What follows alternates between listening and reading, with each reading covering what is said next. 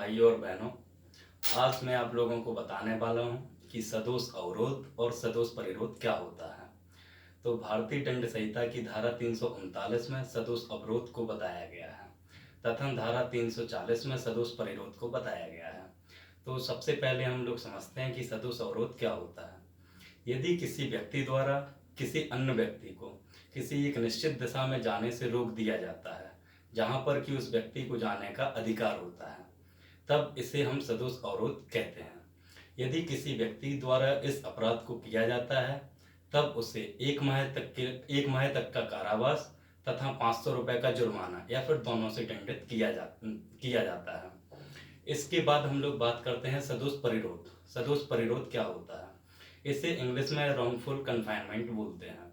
यदि किसी व्यक्ति को चारों दिशाओं में जाने से रोक दिया जाता है तो इसे सदोष परिरोध कहा जाता है। इसे धारा 340 भारतीय दंड संहिता में परिभाषित किया गया है।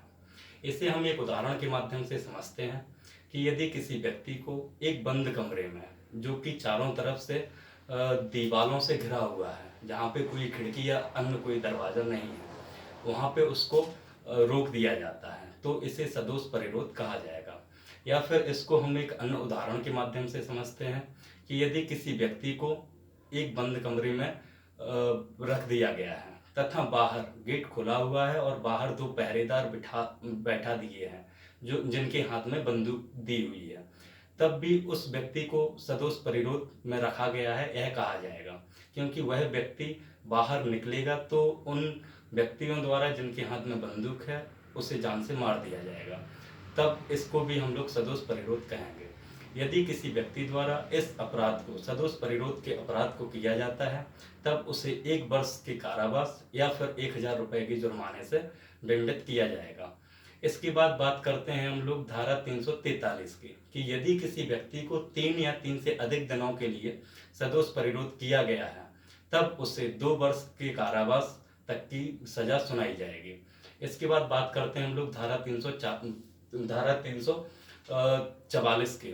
तो धारा 344 में बताया गया है कि यदि किसी व्यक्ति को 10 या 10 से अधिक दिनों के लिए सदोष परिरोध किया जाता है तब उसे 3 वर्ष तक का कारावास की सजा सुनाई जाएगी या फिर जुर्माना लगाया जाएगा। इससे आगे हम जैसे ही बढ़ते हैं धारा 345 पर, तो यदि किसी व्यक्ति को छोड़ने का आदेश या रिट निकल चुकी है, उसके बावजूद भी उसको सदोष परिरोध किया गया है, तब उस स्थिति में उसे व्यक्ति को, जिसने कि सदोष परिरोध का अपराध किया है, 2 वर्ष तक का कारावास में रखा जाएगा। इसके बाद धारा 346 में बताया गया है कि यदि किसी व्यक्ति को किसी गुप्त स्थान में सदोष परिरोध किया गया है तब उस व्यक्ति को, जिसने इस अपराध को किया है, उसको भी 2 वर्ष तक की सजा सुनाई जाएगी।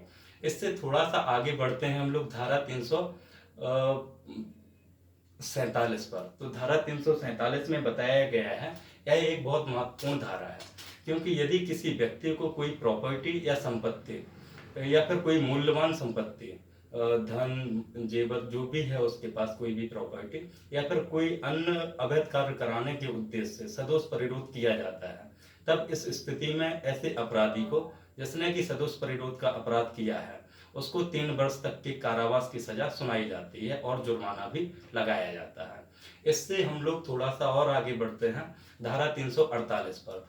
तो धारा 348 में बताया गया है कि यदि किसी व्यक्ति को संस्वीकृति उद्यापित करना है, संस्वीकृति मतलब यदि उसके द्वारा कोई अपराध किया गया है तो उसको कबूल करने के उद्देश्य से यदि उसको रखा गया है और उसी वजह से संस्वीकृति उद्यापित करने के उद्देश्य से उसका सदोष परिरोध किया गया है, तब इस स्थिति में भी उस व्यक्ति को, जिसने कि ऐसा अपराध किया है, 3 वर्ष तक की कारावास की सजा सुनाई जाएगी।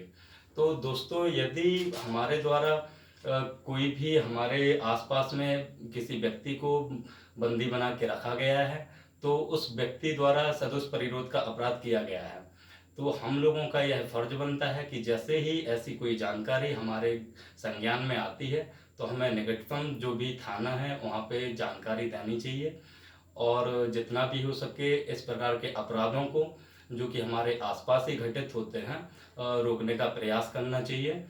और यदि आप लोगों के लिए यह जानकारी उपयोगी है तो प्लीज़ चैनल को लाइक करें, सब्सक्राइब करें और इसको शेयर करें। धन्यवाद दोस्तों।